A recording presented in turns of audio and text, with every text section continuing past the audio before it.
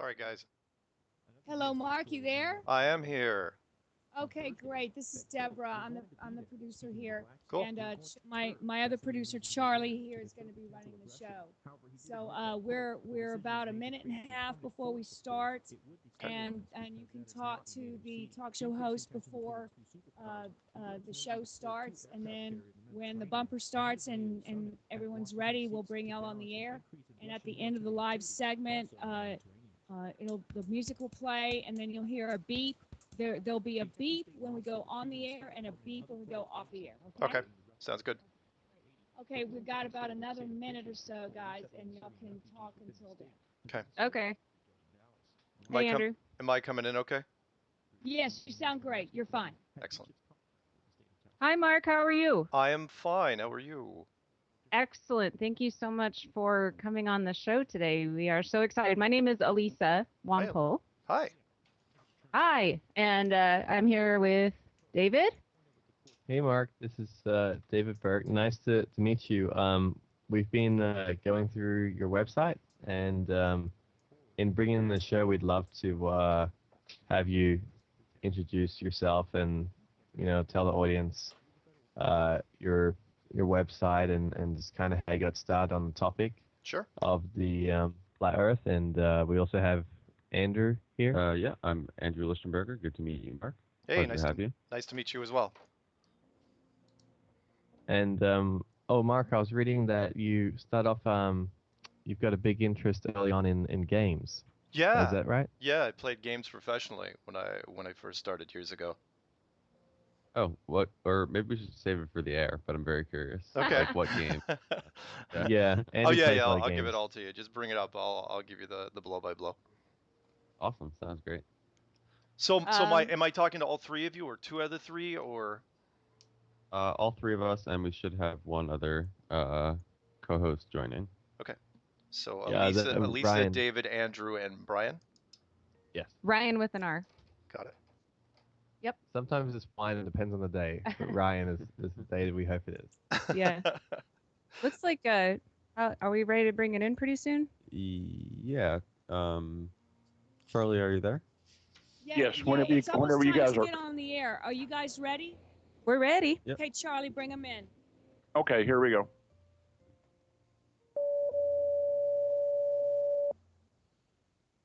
Hello, everybody. Thanks for joining us today. It is Saturday, June 18th, 2016. I'm here in Las Vegas with my friends David Burke and Elisa Wampole. This is Nourishment for the Spiritual Warrior. We have a very special guest today.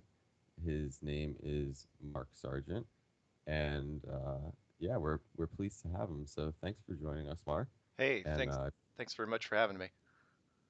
Yeah, absolutely. And if you'd like to just briefly introduce yourself and share with everyone what it is you're passionate about, what you do, and just kind of who you are, sure, that'd be great. Sure. My name is Mark Sargent, and I am the creator of a little-known series on YouTube called Flat Earth Clues. The basic premise is that how do you know you currently live where you think you live? With that being on a globe. That was the question I put to people back in the beginning of last year. I put out a little series and put it out to the internet and really didn't think much would come of it. And here we are, a book, 2 radio shows, and 80 interviews later, and it's been an interesting ride so far. So that's kind of what I do. Do you want kind of how I got into it, or is that a question for later? Yeah, my understanding, Mark, just from reading some of your website, is that you actually set out to disprove the flat Earth. Is that? Yeah, that's absolutely true. Yeah. Nobody goes into flat Earth thinking that it's a good idea. It is not like I woke up one day and said, "Well, flat Earth, this is fantastic. I'm totally going to sacrifice everything I do and charge ahead on this thing." Anybody that's into conspiracies knows it is the black sheep of the conspiracy world.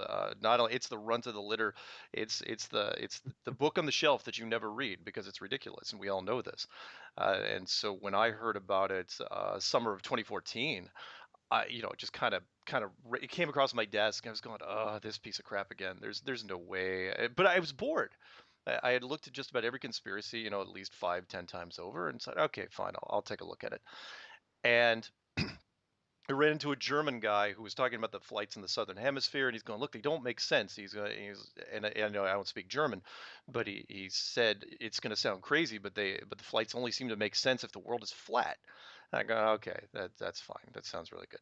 And then I ran into a Canadian guy online who posted a video who said that when he was in his mid-20s, he had worked as an artist for NASA doing photorealistic painting stuff for little simulations, and that he was told during a high level NASA party that the world wasn't a globe, that it was actually flat and it was being hidden from everybody. And I was going, okay, it's a good story too. Remind me if we have time, and I'll tell it to you. But I thought it was a good story. I was going, Yeah, we have some. Sorry. Yeah, Mark, I remember reading the story, and the guy from Canada that you're talking about, I same thing. I watched his testimony, and for our listeners, he was a gentleman Canada, and he was contracted by NASA. A lot of people don't know, and Mark, correct me if I get the exactness of this wrong, but NASA is under the military's control, Yeah. so. Yeah. NASA is part of the Department of Defense. It is a DoD program, and very unique. I mean, lots of people think, well, NASA's all shiny and happy. They wear white uniforms and don't carry guns and smile for the camera, and they're the equivalent of Star Trek. That they're a benign organization, but they are military all the way. They were created in 1958 from the still smoldering remains of the Nazi war party. Wernher von Braun, the founder of NASA, would have been tried as a war criminal if he wasn't as smart as he was. All their technology is based on missile military technology, and and they do hire people from out of country. They do subcontract work. So when they hired this guy, again, I listened to the story. It was a good story. If anyone haven't figured out who I'm talking about, it's Matt Boylan, Boylan. One of his aliases is Math Powerland. He's an artist, very creative guy. Anyway, I thought the story was good, but I was going, "There's no way it can be true. There's no way." Everybody goes into this the same way. They all say, "We've heard the stories. It can't be true. We all know the Earth is a sphere." And so I sat down and I considered myself a fairly good problem solver. Maybe not the fastest in the world, but clever. And I sat down and tried to crank this thing out. And every road that I went down got worse and worse. There were still more and more strings, and every road seemed to be forking off into other roads. And then 9 months later, here I am in bed at 3 in the morning going, okay, I've totally changed my mind. I've done as much as I can do to try to disprove this thing. So that's when I made Flat Earth Clues, but I made it in the context of that I believed that there was a big cover-up, obviously the biggest of all cover-ups, and I did it in small, easy-to-digest segments, which was easier for me than most people because I used to do proprietary software training for years and years from Boulder, Colorado. And I put it out there, and I thought for sure, honestly, for sure, that within the first month, some scientist, somebody from the academic world would call me or write me or do something and say, okay, look, you forgot to carry the two. Here's why it's wrong. You never ever have to talk about this again. You can just shut up now. And instead, it was the opposite. Not only would the scientific community was just kept away from me and kept away from anyone who even touched this topic, but then I started getting, about 6, 7 months ago, I started getting subject matter experts from various branches of the United States military and engineers, people that were tied to transportation. And they all kept saying the same thing. It was going, you know what? You might be onto something. It looks like we totally missed this. I mean, pilots is what people Yeah, said. Mark, Go ahead. I was listening to some of your interviews, and that initially is what struck me as highly unusual, because same thing. Like I was like, I heard about flat Earth about a year ago in Austin, and I I was like, laughed and I was like, "There's no way." yeah, Like, Lisa brought it up to us, and like, I'm like, "This is just disinformation Yeah, to and- make Yeah. everyone really confused." yeah, Yeah, we were Googling and I was looking at like Vedic astronomy and trying to figure out what the ancients Yeah. thought. And yeah, I mean, it's and then when we came up to your website, Yeah. we were just really impressed where it has a testimony on there from a high-ranking U.S. Air Force navigator, and Yeah. this gentleman has a master's in aerospace. Yeah. And I remember listening to his interview, and when someone with a master's in aerospace, and you know, I mean, we all fell asleep in school, you know, and we're after a while in school, you just realize a lot of time you're repeating and not really critically thinking or problem solving. And this guy also has experience. I mean, he has experience flying countless hours. He has experience of he has to know precisely how to navigate and to work with planes and the curvature or the non-curvature of the horizon line Yeah. with deployment. And that was absolutely fascinating, that interview. Yeah, yeah, that guy was really, really great. And he came along. You know, it only takes one person before the floodgates open up.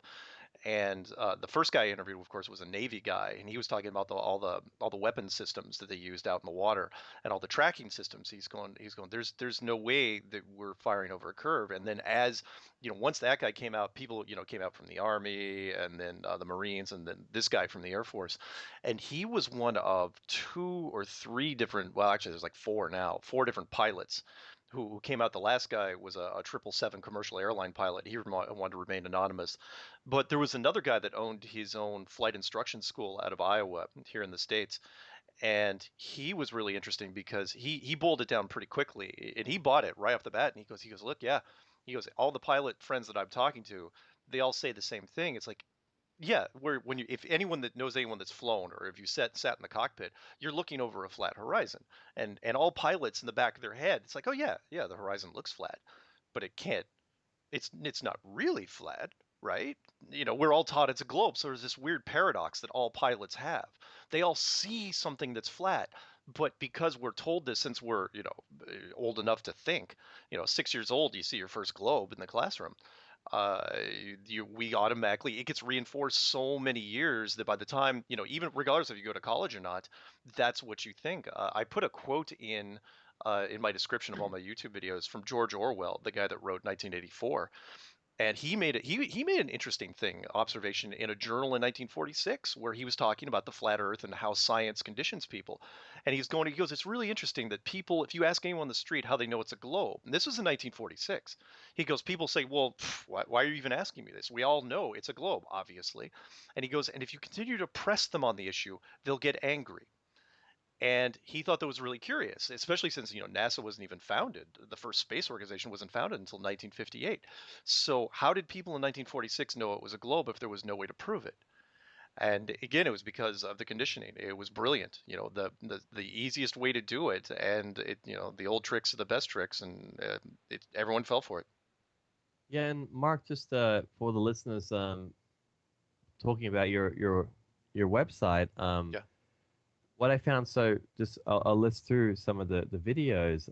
So on there, that was with the Navy personality. It was a U.S. Navy missile instructor, and this gentleman had experience with the operational system called the Sparrow radar system. Yep. And I'll get Mark to go into that a little bit. Basically, how missiles work is you have to have a pencil-thin radar onto the object that the missile is going to be hitting, because the beam bounces back, and the missile follows the beam into the object it's reflecting from. Yeah. And we'll go into a little bit of what he said, and it was absolutely fascinating. Then also, there is a Korea land surveyor who, his testimony, there's the testimony of a U.S. military Army radar operator. Yep.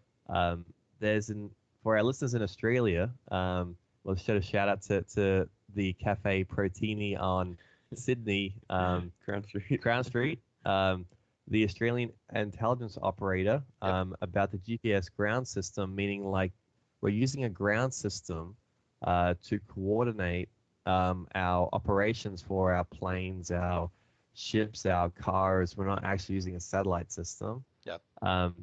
There's a USDA surveyor testimony showing that they're not allowing for curvature when they're actually creating and surveying. And there was also a combat expert who was a U.S. military commander, and I really loved his interview. His interview was fantastic. Yeah, he and, did a nice job.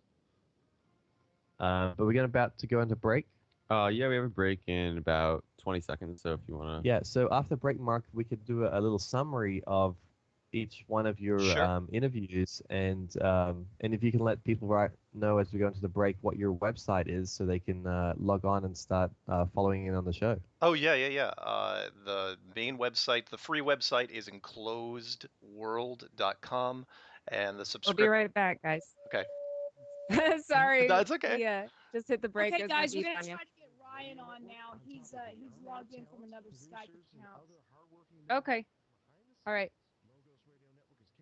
I'm gonna take a little. Hello, Ryan. Testing. How's this? Hey, Ryan, we got you. Hey, Ryan. Hey, what's up? How y'all doing? Hey, Ryan. Getting there. We've just been flatting it out. Oh yeah, that'll be interesting to listen to, I'm sure. Yeah.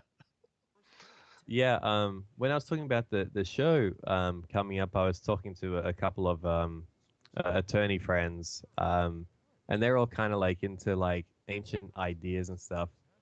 And I sent them Mark's video. It was the interview of with the radar system, the Sparrow operator. Yeah. Mm-hmm. And I just got back this, wow, that was all. And then they didn't want to text me back or anything. They just like, but I called one of them, and he's like, yeah, we just don't want to like talk about that. Wow. And it was so funny because it's like that's the reaction you always get where, yeah, this is a really big deal, and we don't know what to think, because when you're submitting evidence or expert testimony evidence in a court case, I mean, you're some guy who's firing missiles that says how missiles work. That's a pretty heavy Yeah. heavy example of just saying, hey, let's reinvestigate. Yeah, and he's a smart guy. I was wondering why he didn't stay anonymous. In fact, he did the opposite of being anonymous. He actually released videos of him, flying to his ship and in the Sparrow missile system training room and all this stuff. He gave all the information to make himself as credible as possible. And he's clever because he knows either way it's a win-win. Either this thing gets big and he becomes the first guy that actually came out and started talking about this from any sort of professional standpoint, or if they try to throw him out on a Section 8, he gets to write his own book, because they'll say, really? You throw me on a Section 8 for what? That I said the Earth was flat? He goes, that's a Yeah, that's so funny. that's a brilliant story waiting to happen. And so he Okay, listen, guys, y'all need to get on the air, okay? Because All right. the bumper's been playing for about 30 seconds. So y'all ready to go? Yes. Who's gonna bring it in? I'll bring it in.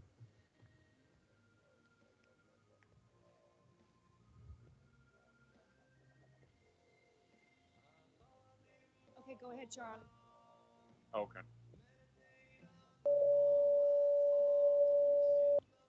Hello, everyone. Listeners around the world, we're coming to you live.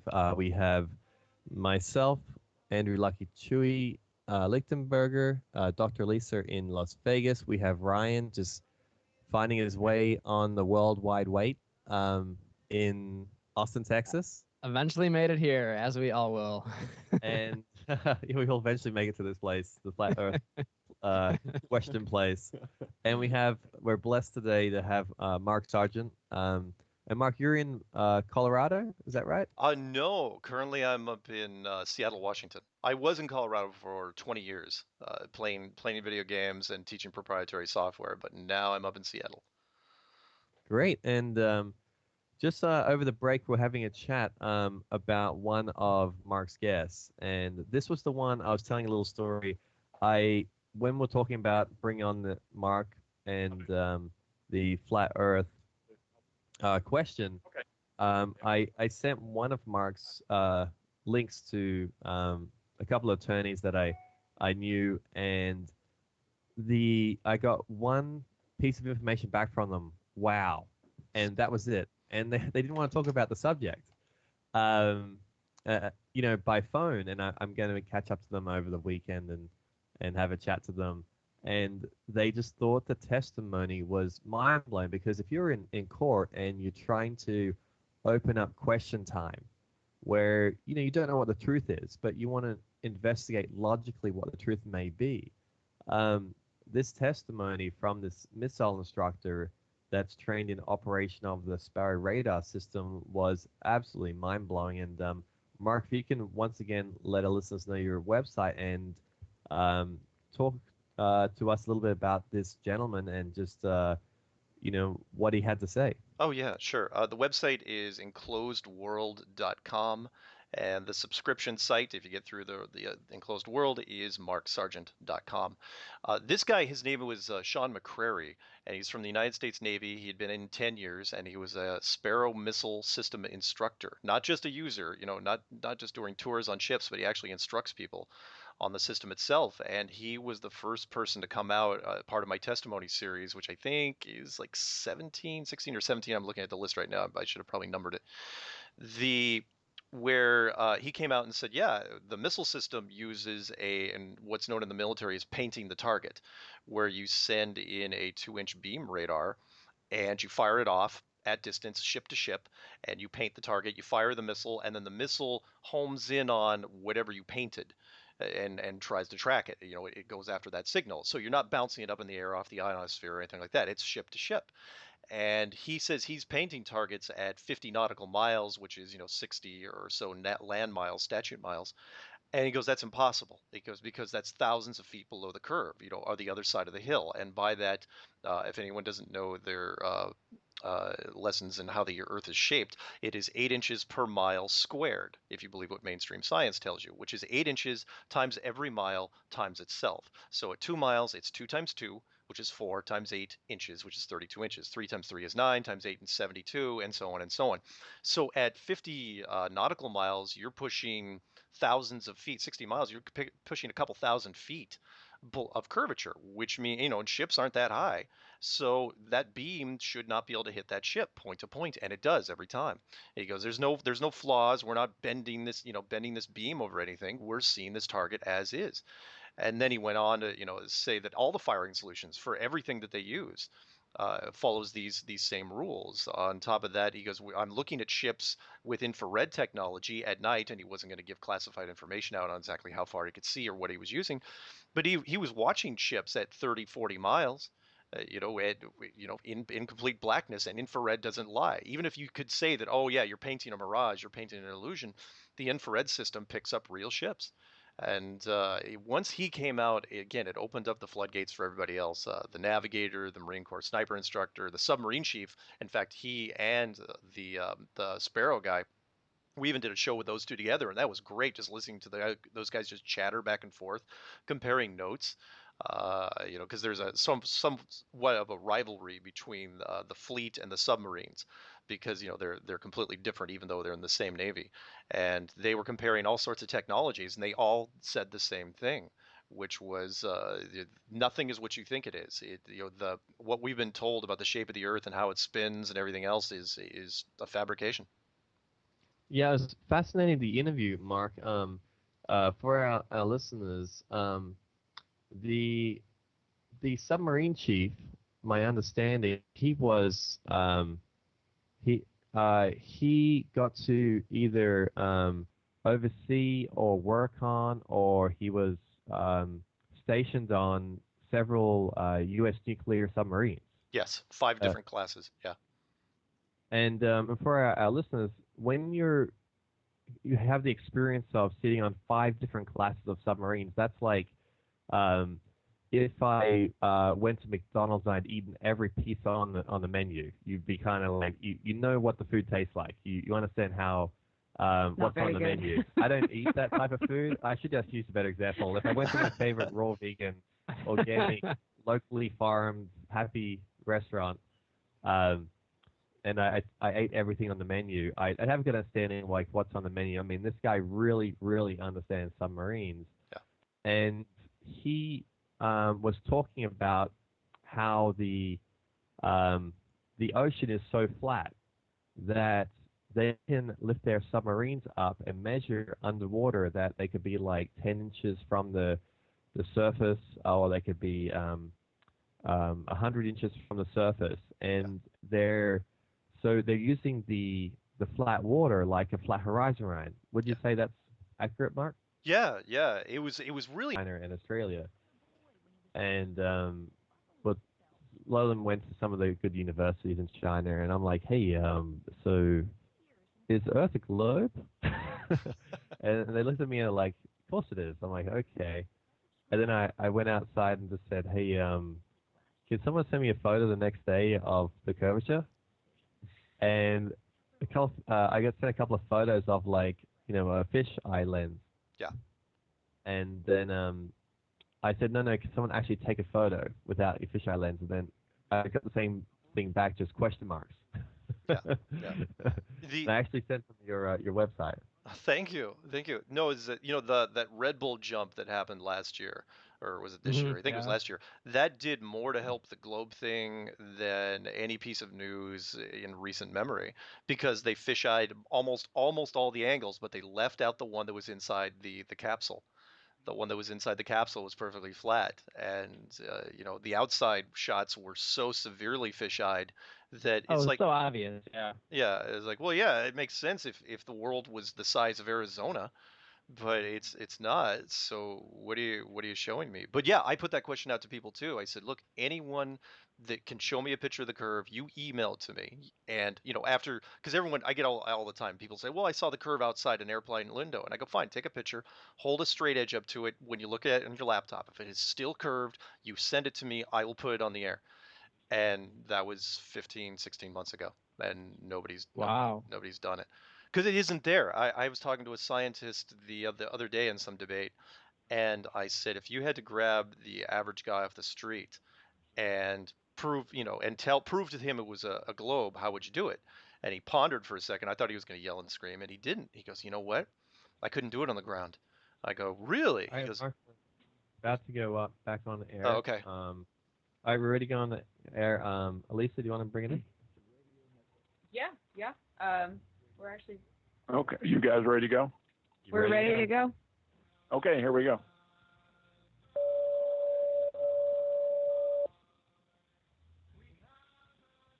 Hello, and we are back on the show with Mark Sargent, having a very interesting discussion about flat Earth. Is the world we live on not actually a globe? It may actually be flat. And when you look at the math and you look at the science, and I really thought this was a little bit silly, but when you actually look at the math, it doesn't calculate out to be a globe at all, or have any curvature. Yeah. At least when you look at the math. And I might say, oh well, maybe it's a peanut, or maybe it's an oval, or whatever, but I don't know how to explain the math other than, maybe the laws of physics are different when we're calculating the globe. Yeah,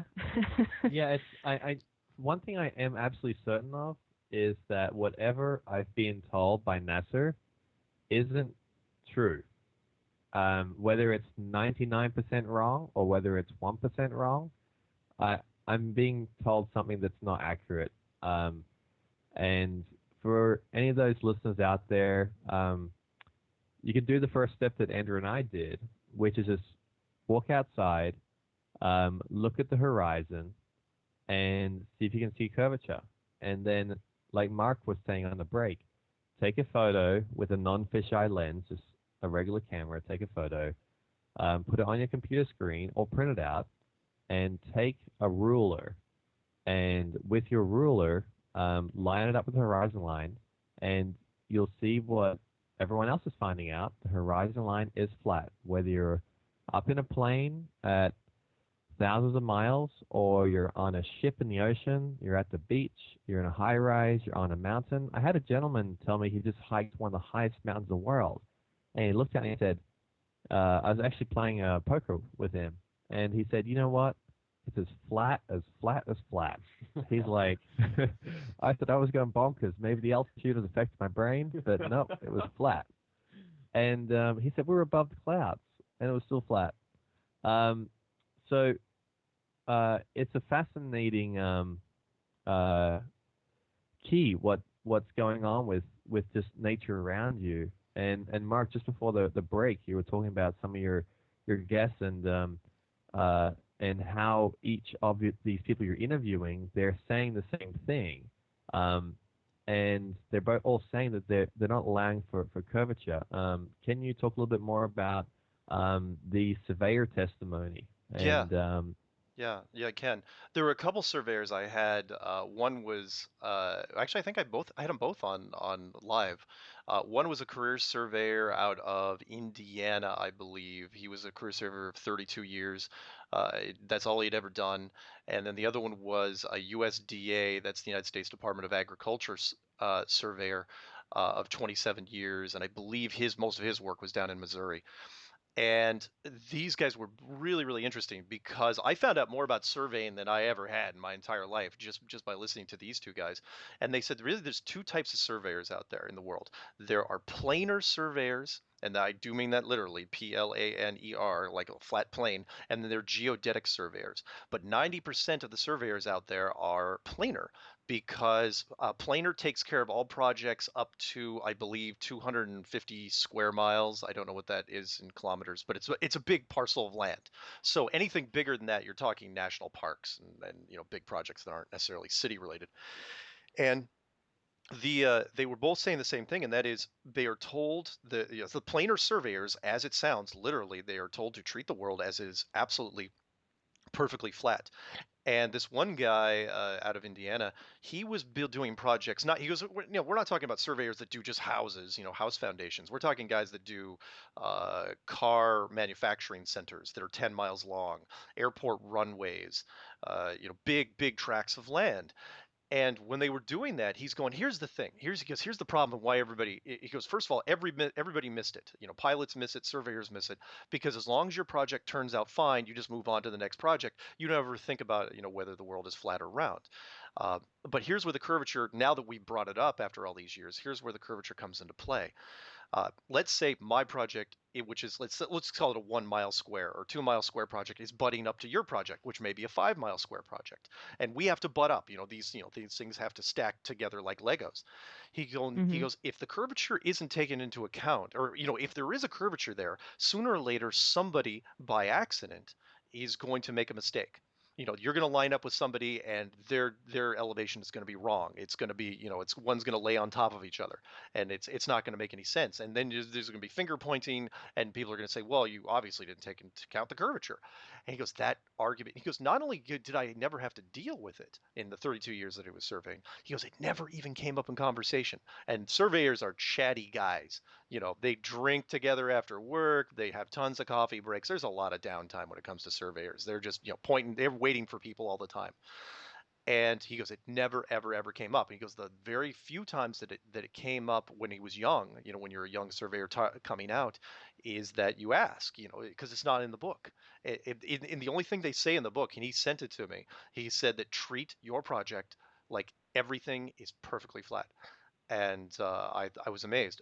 The other side of that, which is the geodetic surveyors, and that's, by the way, the only guy that ever came out against flat Earth from any professional standpoint, with the exception of Neil deGrasse Tyson, who we can get into later.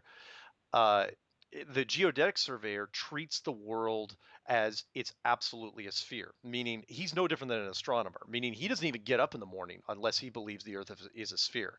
And so his bias is beyond, he works his stuff into the equation, but he's taken into account big tracts of land. And so there's a fudge factor there that they just make it work. So basically the geodetic surveyor makes his math work because he goes in assuming that the Earth is round. No different than an astronomer. Astronomer treats, it's a solar system, there's planets and there's all this stuff, but that's what they're taught since day one. So a geodetic surveyor is like, there's nothing I can do for you. Debating him, in fact, he lost me. He actually made a video about it, and I'll throw this out at you because I know I'm kind of rambling, but he goes, fine. He goes, I know about this 8 inches per mile squared, right? And there's this pause, and he goes, but you're doing it wrong. He goes, fine. So you could see the Statue of Liberty from 60 miles away. And he pauses again. He goes, so what? He goes, so what? You can see it. That doesn't mean anything. I was going, are you talking about? You shouldn't be able to see the Statue of Liberty. It's there. And he could not get through it because of his training. There's certain professions that if and when this thing actually comes out, they're going to be in real rough shape, and that would be astronomers, astrophysicists, and geodetic surveyors because Yeah, Mark, what I'm seeing a lot on the internet is all these photos coming up of where people are taking photos where they can see objects like the Statue of Liberty from distances where they wouldn't be able to see it. Yeah. And it's absolutely fascinating because it's like we all studied basic geometry. We all went to high school. Everyone these days goes to college. It's like everyone these days goes to graduate school. Yeah. Just to get a low-paying job after. Yeah. Is the joke. And people on the internet, they're not stupid. No. And everyone's asking the question saying, how can I see the Statue of Liberty? How can I see San Francisco? How can I see this boat when I just take something to magnify the distance where the boat's not now sinking? I can just look and see the boat as long as I can magnify to see the boat. Can you give some examples, Mark, of like type of photos or things people are saying they're seeing now? Yeah. In fact, I even include some clips in some of the Strange World episodes that I do. My favorite is the Chicago skyline timeline, because there's been people that the still shots, that's one thing, but the camera, what's really changed recently is the camera technology over the last 5-10 years. I'll reference, and I'm not necessarily endorsing it, I just hear it all the time because I don't own one, the Coolpix 900, which has just a monstrous zoom on it. And so what happens is, if a boat is leaving, a boat leaves your eyesight and you think it's gone over the horizon. That's what we're all told when we're young. It goes over the horizon. So why, when you take your camera and you zoom in, can you bring the boat back? And you don't even max out your zoom, and then you let the boat go further in distance. It disappears a second time. You crank up the zoom, it comes back. That should not be possible. And then when it comes to like still targets, like the Chicago skyline from the other side of Lake Michigan, that's 52 miles away. That's 1,700 feet of curvature, give or take. And there's a guy that posted it wasn't even a flat earther, he was just a guy, and from the beach from the other side, and it was a time lapse of the Chicago skyline of, I don't know, 12 hours at least. And it showed rotating weather, rain came, rain left, it got dark, and then the lights came up, and there was enough detail on this to where you could see the cleaning crews working from the top of the buildings down after everyone had left. And that shouldn't be possible. People say, "Oh no, Chicago skyline's a mirage." I was going, "Really?" Because I don't know any time lapse, mirages that last 12, 14 hours that go through, they can survive rainstorms and darkness, and they don't move, they don't weather, they don't waver, they don't become inverted.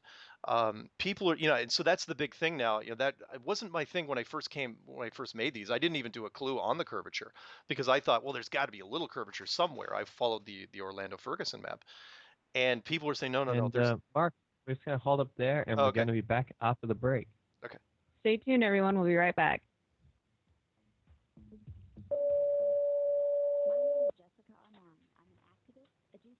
Yeah, Mark, it's just almost like it's the class everyone missed in high school, and I really think most people inherently seek knowledge, and it's just filling in a gap, and it just seems to be right now just bubbling out. I mean, you can't we're at the World Series of Poker playing in the tournaments, and people are talking about it on the poker table.